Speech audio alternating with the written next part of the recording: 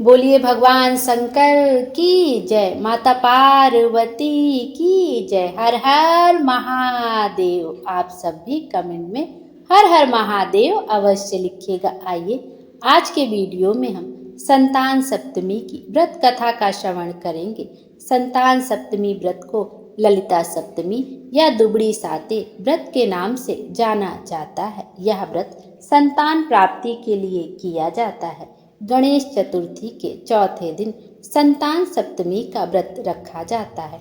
इस साल संतान सप्तमी व्रत 30 अगस्त 2025 को रखा जाएगा।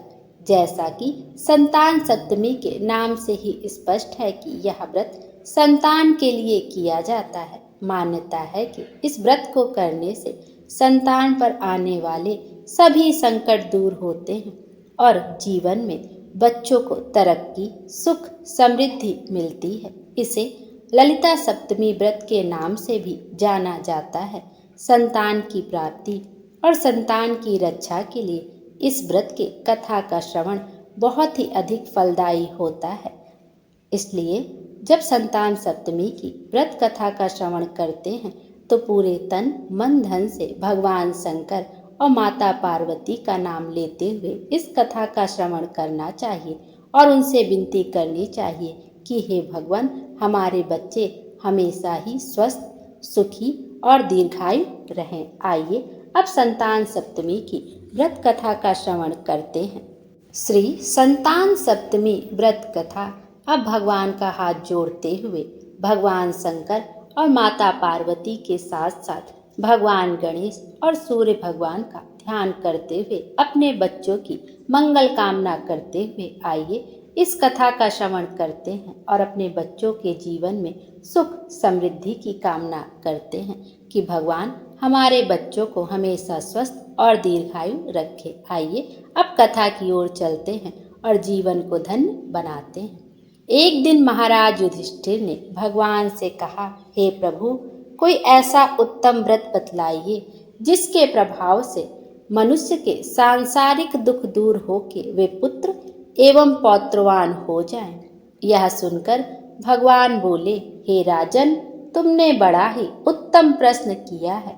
मैं तुमको एक पौराणिक इतिहास सुनाता हूँ, ध्यान पूर्वक सुनो। एक समय लोमस ऋषि ब्रिजराज की मथुरापुरी में वसुदेव देवकी के घर गए। ऋषिराज को आया हुआ देख दोनों अत्यंत प्रसन्न हुए तथा उनको उत्तम आसन पर बैठाकर उनका अनेक प्रकार से वंदन और सत्कार किया। फिर मुनि के चरणोदक से अपने घर तथा शरीर को पवित्र किया। वह प्रसन्न होकर उनको कथा सुनाने लगे। कथा कहते हुए लोमस ऋषि ने कहा कि हे देवकी, दुष्ट दुराचारी कंस ने तुम्हारे कई पुत्र मार डाले, जिसके कारण तुम्हारा मन अत्यंत दुखी है। इसी प्रकार राजा नहुस की पत्नी चंद्रमुखी भी दुखी रहा करती थी, किंतु उसने संतान सप्तमी का व्रत विधि विधान सहित किया, जिसके प्रताप से उनको संतान का सुख प्राप्त हुआ। यह सुनकर देवकी ने हाथ जोड़कर मुनि से कहा, हे ऋषिराज, कृपा करके रानी चंद्रमुखी का संपूर्ण वृत्तांत तथा इस कथा का विधान विस्तार पूर्वक बतलाइए, जिससे मैं भी इस दुख से छुटकारा पाऊं। लोमस ऋषि ने कहा कि हे देवकी, अयोध्या का राजा नहुस थे। उनकी पत्नी चंद्रमुखी अत्यंत सुंदर थी। उनके नगर में विष्णुगुप्त नाम का एक ब्राह्मण रहता था। उसकी स्त्री का नाम भद्रमुखी था। वह भी अत्यंत रूपवती सुंदर थी। रानी और ब्राह्मणी में अत्यंत प्रेम था। एक दिन दोनों सरयू नदी में स्नान करने के लिए गई। वहां उन्होंने देखा कि बहुत सी स्त्रियां सरयू नदी में स्नान करके निर्मल वस्त्र पहनकर एक मंडप में शंकर एवं पार्वती की मूर्ति स्थापित कर पूजा कर रही थी। रानी और ब्राह्मणी ने यह देखकर उन स्त्रियों से पूछा कि बहनों, तुम यह किस देवता का और किस कारण से पूजन व्रत आदि कर रही हो? यह सुन स्त्रियों ने कहा कि हम संतान सप्तमी का व्रत कर रही हैं और हमने शिव पार्वती जी का पूजन चंदन आदि से षोडश उपचार विधि से किया है। यह सब ऐसी पुनीत संतान सप्तमी व्रत का विधान है। यह सुनकर रानी और ब्राह्मणी ने भी इस व्रत के करने का मन ही मन संकल्प किया और घर वापस लौट आई। ब्राह्मणी भद्रमुखी तो इस व्रत को नियम पूर्वक करती रही, किंतु रानी चंद्रमुखी राजमत के कारण कभी इस व्रत को करती और कभी इस व्रत को ना करती और कभी कभी तो वह व्रत करना ही भूल जाती। कुछ समय बाद दोनों मर गई। दूसरे जन्म में रानी बंदरिया और ब्राह्मणी ने मुर्गी की योनि पाई, परंतु ब्राह्मणी मुर्गी की योनि में भी कुछ नहीं भूली और भगवान शंकर तथा माता पार्वती का ध्यान करती रही। उधर रानी बंदरिया की योनि में भी सब कुछ भूल गई। थोड़े समय के बाद दोनों ने ही वह देह भी त्याग दी। अब उनका तीसरा जन्म मनुष्य योनि में हुआ। उस ब्राह्मणी ने एक ब्राह्मणी के यहाँ कन्या के रूप में जन्म लिया और ब्राह्मण कन्या का नाम भूषण देवी रखा गया तथा विवाह गोकुल निवासी अग्निशील ब्राह्मण से कर दिया।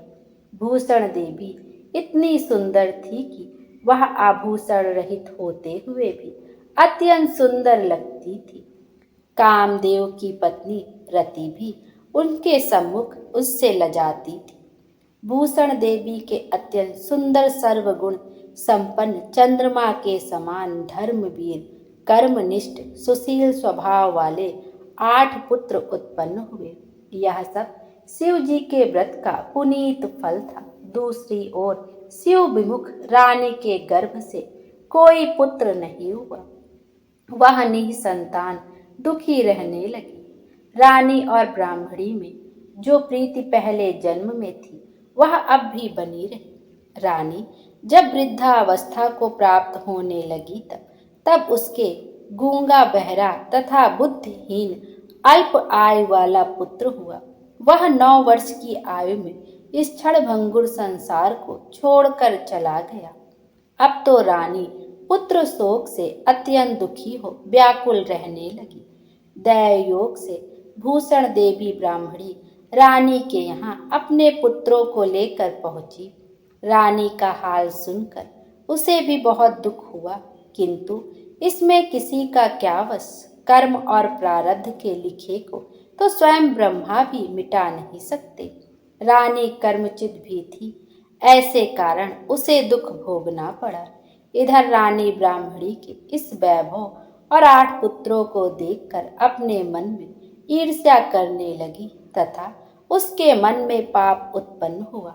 उस ब्राह्मणी ने रानी का संताप दूर करने के निमित्त अपने 8 पुत्र रानी के पास छोड़ दिए। रानी ने पाप के वशीभूत होकर उन ब्राह्मणी पुत्रों की हत्या करने के विचार से लड्डू में विष मिलाकर उनको खिला दिया, परंतु भगवान शंकर की कृपा से एक भी बालक की मृत्यु न हुई। यह देखकर रानी अत्यंत ही आश्चर्यचकित हो गई और इस रहस्य का पता लगाने की मन में ठान ली। भगवान की पूजा से निवृत्त होकर जब भूषण देवी आई तो रानी ने उससे कहा कि मैंने तेरे पुत्रों को मारने के लिए इनको जहर खिलाकर लड्डू खिला दिया, किंतु इनमें से एक भी नहीं मरा। तूने कौन सा दान पुण्य व्रत किया है जिसके कारण तेरे यह पुत्र नहीं मरे और तू नित नए सुख भोग रही है? तेरा बड़ा सौभाग्य है। इसका भेद तू मुझसे निष्कपट होकर समझा, मैं तेरी बहुत ऋणी रहूंगी। रानी के ऐसे दीन वचन सुनकर भूषण ब्राह्मणी कहने लगी, सुनो, तुमको 3 जन्म का हाल कहती हूँ, सो ध्यान पूर्वक सुनना। पहले जन्म में तुम राजा नहुस की पत्नी थी और तुम्हारा नाम चंद्रमुखी था। मेरा नाम भद्रमुखी था और मैं ब्राह्मणी थी। हम तुम अयोध्या में रहते थे और मेरी तुम्हारी बड़ी प्रीति थी। एक दिन हम दोनों सरयू नदी में स्नान करने गए और दूसरी स्त्रियों को संतान सप्तमी का उपवास, शिव जी का पूजन अर्चन करते देख हमने इस उत्तम व्रत को करने की प्रतिज्ञा की थी। किंतु तुम सब कुछ भूल गई और झूठ बोलने का दोष तुमको लगा और तुम आज भी भोग रही हो। मैंने इस संतान सप्तमी व्रत को आचार विचार सहित नियम पूर्वक सदैव किया और आज भी करती हूँ। दूसरे जन्म में तुमने बंदरिया का जन्म लिया और मुझे मुर्गी की योनि मिली। भगवान शंकर की कृपा से इस व्रत के प्रभाव तथा भगवान को इस जन्म में भी मैं ना भूली और निरंतर उस व्रत को नियमानुसार करती रही। तुम अपने बंदरिया के जन्म में भी उस व्रत को भूल गई। मैं तो समझती हूँ कि तुम्हारे ऊपर यह जो भारी संकट है उसका एकमात्र यही कारण है और दूसरा कोई कारण नहीं हो सकता। इसलिए मैं तो कहती हूँ कि अब भी संतान सप्तमी व्रत को विधि सहित करो, जिससे तुम्हारा यह संकट दूर हो जाए। लोमस ऋषि ने कहा, हे देवकी, भूषण ब्राह्मणी के मुख से अपने पूर्व जन्म की कथा तथा संतान सप्तमी व्रत संकल्प इत्यादि सुनकर रानी को पुरानी बातें याद आ गई और वह पश्चाताप करने लगी तथा भूषण ब्राह्मणी के चरणों में पड़कर क्षमा याचना करने लगी और भगवान शंकर पार्वती जी की अपार महिमा के गीत गाने लगी। उस दिन से रानी ने नियमानुसार संतान सप्तमी का व्रत किया, जिसके प्रभाव से रानी को संतान सुख भी मिला तथा संपूर्ण सुख भोग कर रानी शिवलोक को गई।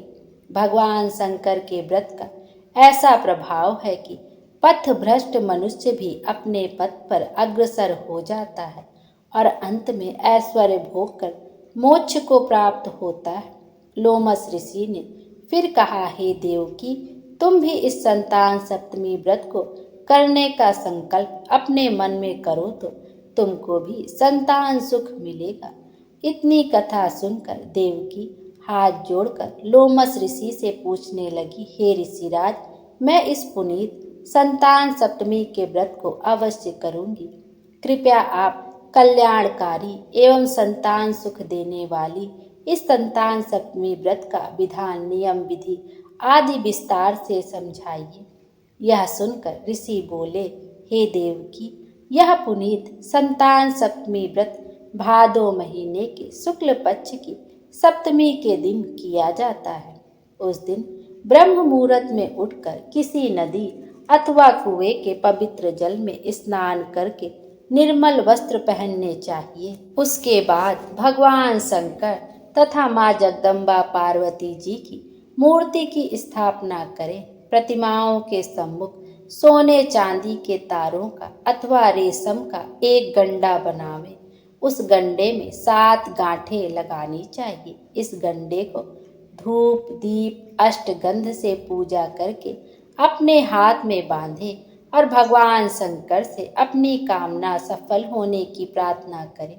तदंतर 7 पुआ बनाकर भगवान को भोग लगावें और 7 ही पुए एवं यथाशक्ति सोने या चांदी की अंगूठी बनाकर इन सबको एक तांबे के पात्र में रखकर उनका षडोपचार विधि से पूजन करके किसी सदाचारी, धर्मनिष्ठ, सत्य पात्र ब्राह्मण को दान देवे। उसके पश्चात 7 पुआ स्वयं प्रसाद के रूप में ग्रहण करें। इस प्रकार इस संतान सप्तमी व्रत का पारण करना चाहिए। प्रति वर्ष की शुक्ल पक्ष की सप्तमी के दिन, हे देवकी, इस व्रत को इस प्रकार करने से समस्त पाप नष्ट होते हैं और भाग्यशाली संतान उत्पन्न होती है तथा अंत में शिवलोक की प्राप्ति होती है। हे देवकी, मैंने तुमको संतान सप्तमी का व्रत संपूर्ण विधान विस्तार सहित वर्णन किया है। उसको अब तुम नियम पूर्वक करो, जिससे तुमको उत्तम संतान पैदा होगी। इतनी कथा कहकर भगवान आनंद कंद श्री कृष्ण ने धर्मा अवतार युधिष्ठिर से कहा कि श्री लोमस ऋषि इस प्रकार हमारी माता को शिक्षा देकर चले गए। ऋषि के कथानुसार हमारी माता देवकी ने इस व्रत को नियमानुसार किया। जिसके प्रभाव से हम उत्पन्न हुए। यह व्रत विशेष रूप से स्त्रियों के कल्याणकारी है, परंतु पुरुषों को भी समान रूप से कल्याणदायक है। संतान सुख देने वाला, पापों का नाश करने वाला यह उत्तम व्रत है। नियम पूर्वक जो कोई इस व्रत को करता है और भगवान शंकर और पार्वती जी की सच्ची मन से आराधना करता है, निश्चय ही अमर पद प्राप्त कर अंत में शिवलोक को जाता है। बोलो भगवान शंकर की जय, माता पार्वती की जय। हर हर महादेव।